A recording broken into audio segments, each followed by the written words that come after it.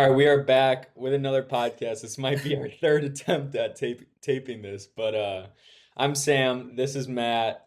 We both go to dental school. We've been documenting every semester of dental school because we go to different dental schools.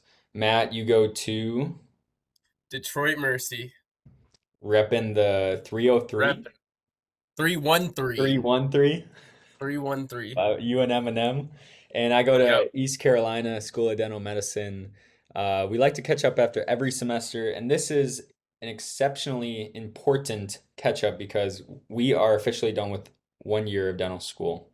Matt, you've been a D2 for a couple of months now because your school ignites you into the next class in May. I am a newly D2. It's the application cycle right now. Interviews are happening right now. For anybody that's interested in Detroit Mercy as a whole, what the student life is like, what the exams and curriculum is like, what can you tell any interviewees? Um, well, I first like to talk about the faculty. I really do like most of our faculty, if not all of them.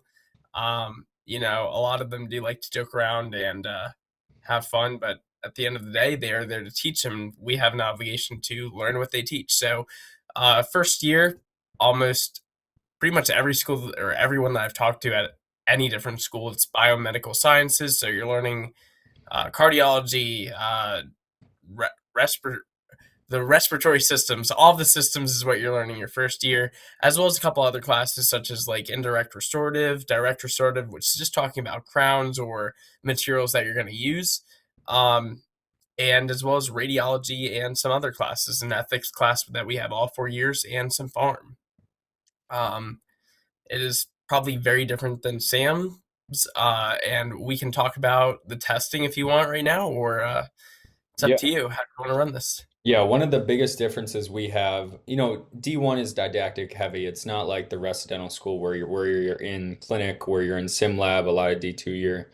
The first year of dental school for a lot of dental schools is very book heavy.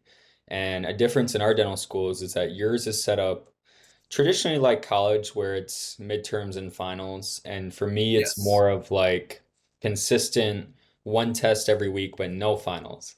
And I think we both would prefer what would we both prefer the testing to be like? I mean, well, Sam's also forgetting that we still have exams a week, also, Yeah.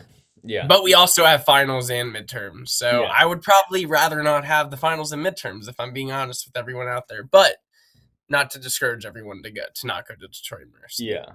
And you know, whatever dental school you go to, if you get into a dental school, you're obviously smart enough to get through dental school. I think that obviously it's a different challenge than taking physics Yeah. one Yeah. or taking even the DAT. But I think if you're smart enough to get there, you're smart enough to get through, especially the didactic courses. The hand skills are a little bit different. Speaking of hand skills, what was the most difficult learning like curve that you had to do over the course of 1 year? Like you started a different skill, maybe a class two, maybe perio, and you were like, this is doing something new to my brain now. Um, I mean, Perio is definitely different, just the way that you're using the instrument as a whole. We started with a Perio probe and then the ODU 1112, which I think you guys did the same there. You said, I think. Um, as far are you asking like the hardest competency we had or hardest just Yeah, hand like skill? hardest to learn for you, I guess. The class fours threw me for a loop. Uh, it is obviously one of the most aesthetics, and for those who don't know, a class four, if somebody comes into your office, they fell off a bike, and they chipped like their edge of their tooth. That is a class four. Those were the hardest for me, just because making it look as aesthetic as possible without seeing the finish line. Um, and just being able to angle and get the curvature of the tooth, those absolutely threw me for a loop. I think Sam also was messaging me about when he was doing some class fours, because they are a little bit harder. Um, Class fours are, it's the most aesthetic thing that we've done so far, and because they're so aesthetic and because usually for us at least we weren't using the same shade as what the typodont tooth was, so it's really glaring if you make even the slightest mistake. I think in clinic or something, if you're using the same shade as what the patient's tooth shade is, I think some of the mistakes can be diminished a little bit because it's Yeah. blended in, I guess, a little bit more. But that was definitely difficult. I would say for me personally, just straight up learning something new with a handpiece and a burr was a class two. Class ones, you just drill and hope for the best, I guess. You have to use a little bit of finesse with class twos, and a class two is when the caries goes into the interproximal on one of your posterior teeth. And that was just very different for me to learn, especially that's the first one of the first competencies that you're going to have in dental school because they're probably not going to test you on class ones. That's a little too easy. Um, Oh, and well, then, they did us actually. oh, really? They started you on Yep, class we had one? our separate. We had ours separate. We had class one, and then a couple weeks later, class two. And then we started endo in the summer as well, which is a whole nother beast, especially molar endo. Most general dentists like to refer out for Yeah. molars for endo. So trying to getting all three canals, four canals, whatever, in the summer in the blazing heat and the building inside is warm as well. That was pretty tough. But we spoke on the differences. What do you think the best thing about your school is? If you had to pinpoint one specific thing about Detroit Mercy School of Dental Medicine, School of Dentistry, School of dentistry. School of Dentistry. Um, that's By the way, for those who don't know, Sam is just randomly throwing these questions at me. This is Yeah, full on. This is not. This is a blind this podcast is on an my end. interview. All right. I already did those, man. Uh, I like our faculty. If I was going to be honest, there's many faculty where I'm like, dang, I really look forward to like seeing some of the faculty. We had one professor, for instance, who after we finished, we have a big exam, which I'll talk about probably a little bit later on when we get to like our finals and stuff like that, who emailed us and said, just wanted to say congratulations to each and every one of you. You guys worked so hard.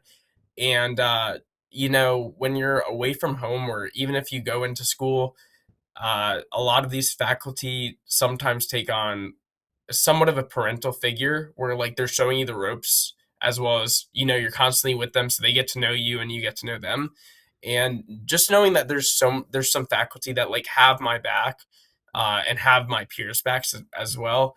That's honestly one of the most important things, especially from somebody who is like 12 hours away from all of my family. Having some of those faculty where you can go in and just say how are you doing and they can say the same, it makes it so much better, at least for me personally. I do like our faculty. Yeah. For What ECU, about you? I'd say the best thing is the support, and that kind of speaks to the faculty in your case. But I don't know how it is at other dental schools, but we get so many. They really don't like to see you fail. Is kind of my big takeaway. And I guess that should be pretty obvious because they're investing so many resources and so many faculty in every single student. But this dental school that I'm at has only been going for 15 years. And in these 15 years, they've developed systems in place that really help you succeed as a dental student. Practice tests, practice exams, practice questions, tutors at an arm's reach, like everything you could ever need and more. And I don't even use probably all the resources I could. That's probably the best thing about my school. And I think if you go to New York, USC, and you're just a number out of 250 students, 400 in the class, whatever, I don't think you get that same dynamic, I guess I should say. Yeah. Yeah, I mean, I don't think necessarily think 200 is like the biggest because Sam's class size, how big is yours? Like 60, something like 55, that. I think. So ours is, I think, like now it's like 170, and the incoming class is, I think, like 175. So they are constantly, I guess, growing ours. I know for the parking lot today was my first day back. it was very busy, busier than normal. So I don't necessarily think 200 is like that big because I feel like that's the trajectory that my school is going to be going. But definitely once you reach like more than 200, I cannot imagine not feeling like just a number. I know NYU, I believe they have theirs in cohorts, but even having 400 people, that's a lot of people to manage and just be around at the same time. Yeah, it is. My next question is dental school gets this rap of it'll take your whole life away, which in many ways it does. What was your experience with that over the course of this first year? Were you able to deal with making friends, dealing with burnout? Was your whole life actually taken away? Was all your time spent studying and working on teeth? Um, I don't think actually working on teeth my first year. I think I'm definitely better with hand skills than I am didactics. I don't know why. I think that may, but I'm still not like the best in my class. Don't get me wrong. We have some people who are just extremely good. Um, I think it definitely takes up a lot of your time. I think going into your first year, the first couple weeks I was having a lot more fun than I was after that, just because I was able to go out and meet people, and that's the time where you're getting to know your class. And I definitely recommend that if somebody's doing something, or people are going out, or people are going to eat, go eat with them. Those little things definitely matter, and I still talk to a few people who I met the first week. So um, as far as it taking over the rest of or after that, it took over a lot. I would definitely say. I think that my free time was like once I got home, I would spend a couple minutes just whether it was making dinner, getting ready for bed. I think those were pretty much some of the biggest times. Every once in a while, I like sports, so during the NFL season or college football season, I try to watch some sports. Usually, it was putting it up to the side and watching a lecture or doing something like that. So for me, it definitely took up a lot of my time. There were many sleepless nights, which I know Sam doesn't do. Yeah, you Uh, pull all-nighters. I can't do that. I don't know I how you feel do like that. I don't know. I think that just the stress of knowing that there's so much information per exam that we have, and knowing that one little word on a question makes an entire difference in the whole question. Um, I think it just freaked me out the night before. Um, to be honest with you. But it Mhm. definitely, I would definitely say that most of my time was taken up. Yeah. Like for sure, there was not like as many hobbies. Like I play guitar, so I would obviously try to play some guitar, just to get my head outside of dentistry. But there was also some weekends where like you would go into practice sim lab and work on some stuff, try to get some tips from upperclassmen. But overall, it's a big time commitment. But you know that going in. Yeah. Y I saw someone on a video or something say treat it like a 9 to 5, which is true, but it's way more than a nine to It's an five eight to too. five. We start at 8. Yeah, it's an 8 to 5, and then however much time after that. Like, if you don't finish a project that you're doing in SimLab, you have to go in at night. If you need more time to study and you don't study in class or whatever, and you definitely have to study at night. So you do treat it like a job for sure, but it's a lot more than a job too. Um, Over the course of one year, you obviously, I don't know if you made many purchases other than basic living necessities, but have you had a best purchase that has been for yourself, your emotional, mental, physical health that you've had, or are you just plugging and chugging and hoping for the best?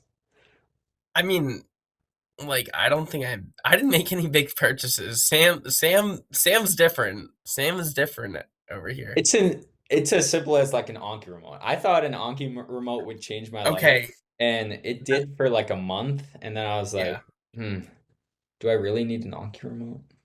I mean, I still have those, but like there's nothing no big purchase that I really didn't make any big purchases. I think my biggest purchase was groceries, to be honest with you. Do you like the loops you have? Okay. Well, yeah, That's a but I big do. purchase. Well, okay, besides loops, because that's something that pretty much, there were some people in my class who were just getting theirs pretty recently. I'm pretty sure. After their, yeah, crazy to think about. But yeah, okay, I do like my loops. That was the biggest purchase. Uh, Oroscopic, correct? no, Q Optic. Q Q optic. Optic. I I think like my ergos. the big two are Q optic and Oroscopic. There's another one that a lot of people have that I'm blanking on, but Lumiden. Lumident is a big one. Those look good, I think.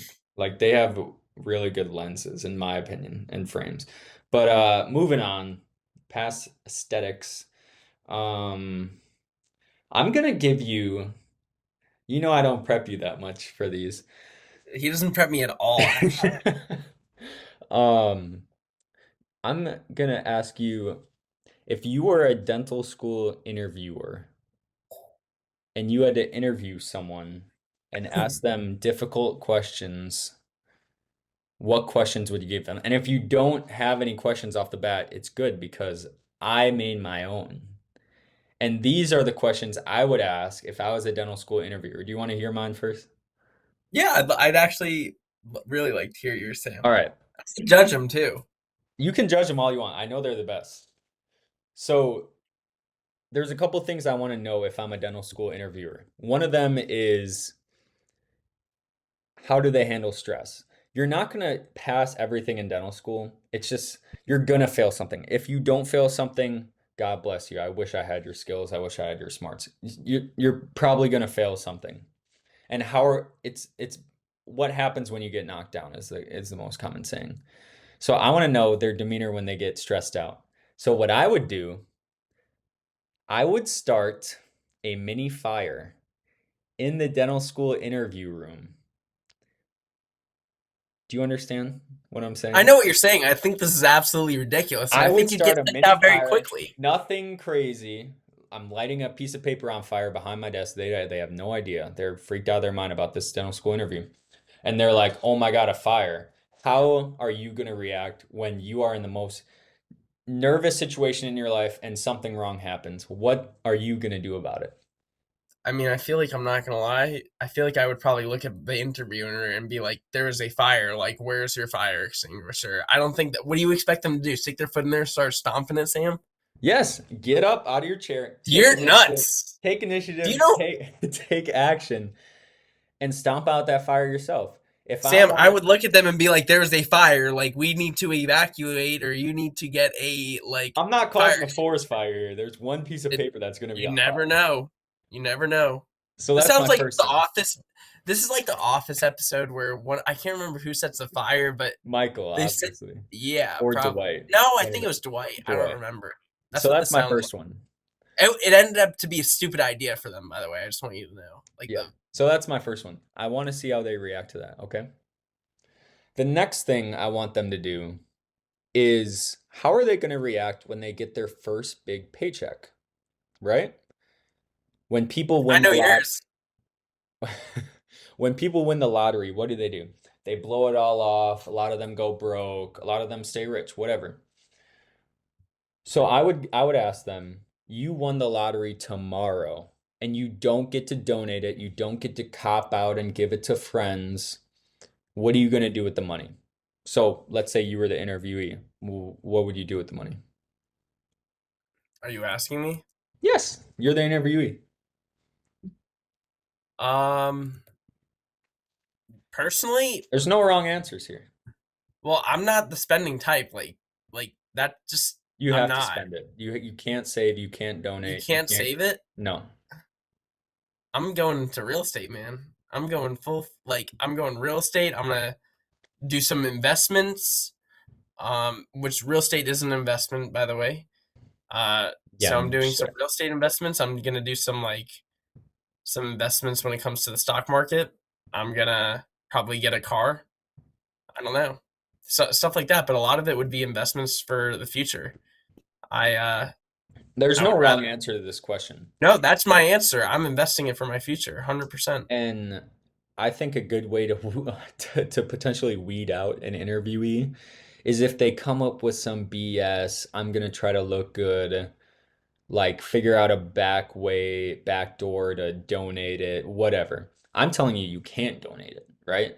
So that's another question I would have. That's All right. that's my answer. I would stick to my answer That's easily. fine. I would say investing from because that's what you're doing in dental school. You're investing it towards your future.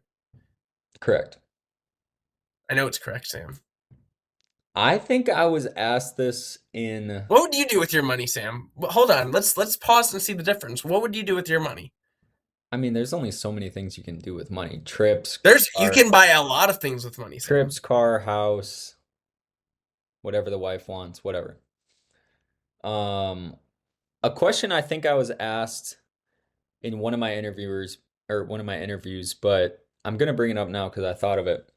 Why do you think you deserve a spot over another applicant? I think I was asked this and I didn't have a good answer. This is a tough one because you're trying to hype yourself up, but you're also not trying to demean any other interviewee.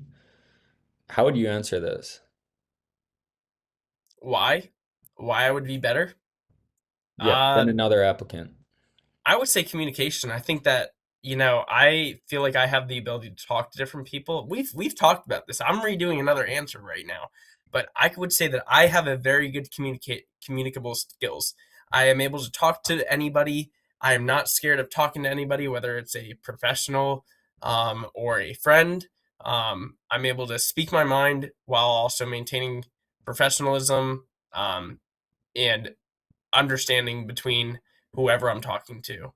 Do you want me to keep going or that? Because that's the biggest thing. Even some of the professors that I talk to, they're like, I don't think you're gonna have a problem with talking to patients, and I would have to agree with them. I hope that they mean that, and I think they do. So just talking to people, I think that's I don't know. That's like one of the answers that I'd put. I think there's probably definitely a couple, but That's a good one. That's a good one. That's not as hard as what I thought it would be, I guess. no, My last difficult, maybe I would be the worst dental school interviewer possible.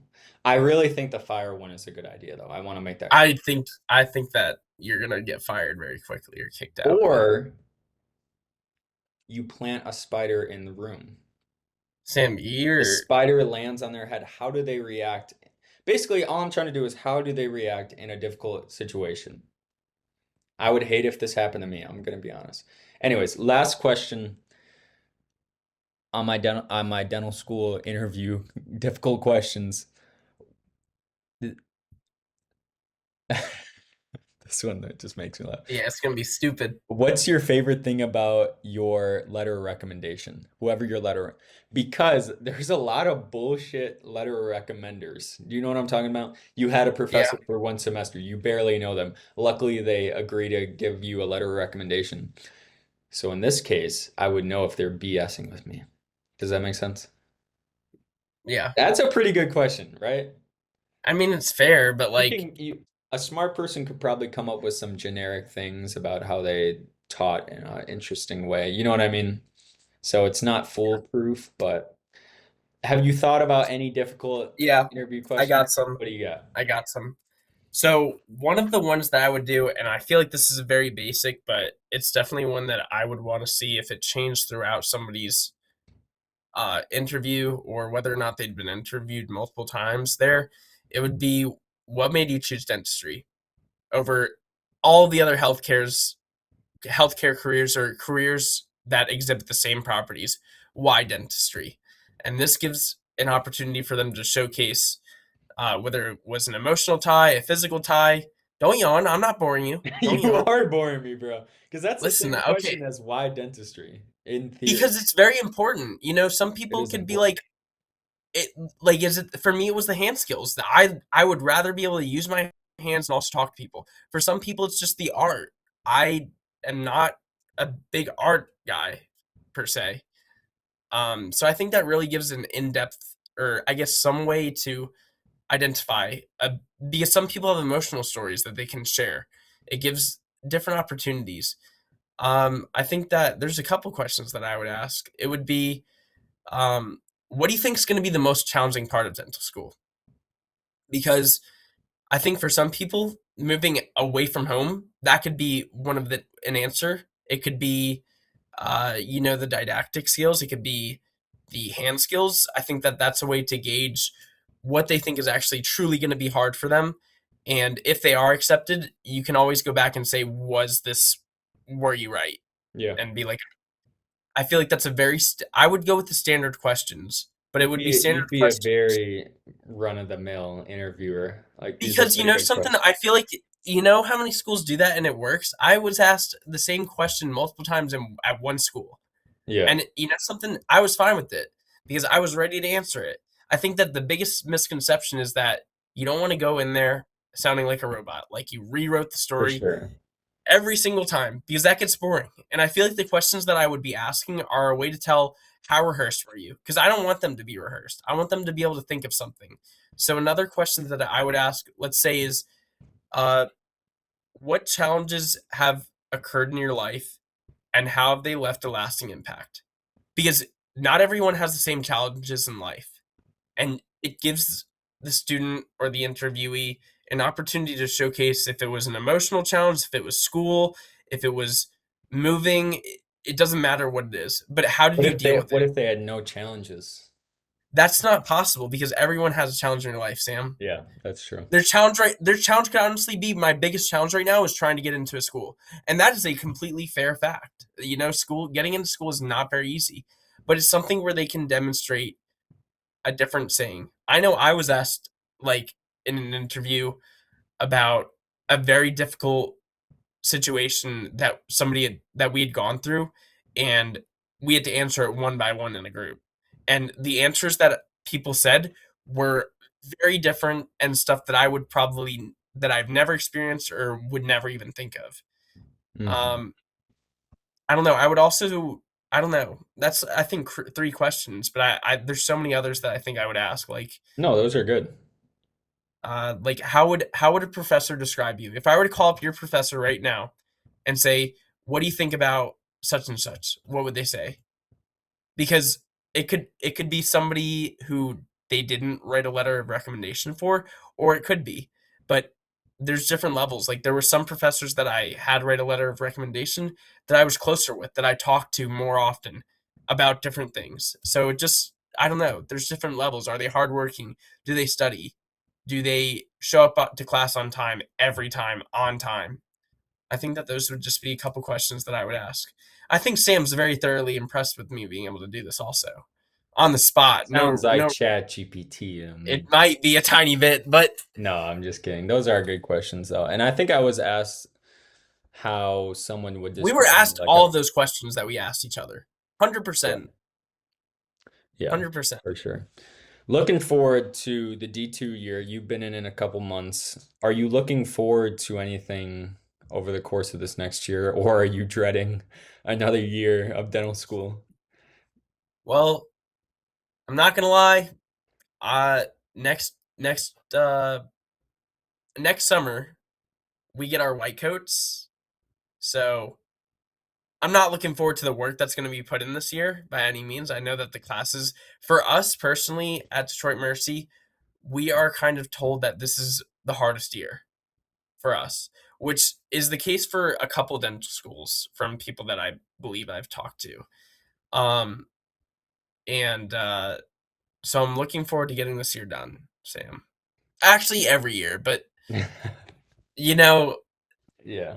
it's tough. It's tough. I feel like I look back and I speak to my friends and they've got a full time job, making money and stuff like that. And at times I'm like, dang, I'm a little bit behind. Like, It is I know like it's gonna your be worth life is it. on pause and Yeah. your parents are proud that you're unemployed, is how it feels.